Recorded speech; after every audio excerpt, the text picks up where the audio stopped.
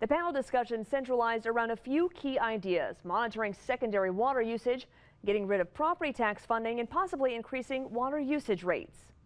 Water conservancy districts, university researchers, and water conservationists all had a seat at the table. Since 2000, our per capita use has decreased 15%. The Jordan Valley Water Conservancy District serves about 620,000 people in Salt Lake County, and each of those people use about 220 gallons of water per day. Our goal is to get to 191 by 2025.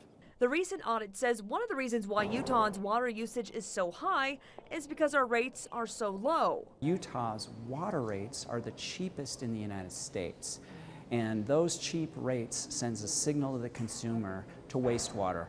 One of the solutions being looked at is increasing water rates and phasing out property taxes for water, so municipalities, large lot owners, and those entities that don't pay property tax still pay for their fair share. It's like going to every homeowner and saying, I'm going to put $200 on this table.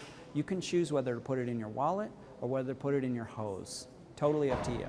While the water conservancy districts agree with taking a closer look at water rates, they're worried about getting rid of the property tax, much of which they say has already been promised. They've pledged their property tax for some time yet, for the next few decades, for the repayment of federal projects, and so we're bound to that. So whether property taxes go away and or water rates are increased, one thing everyone seems to agree on is that all water service connections, including secondary water, need to be metered.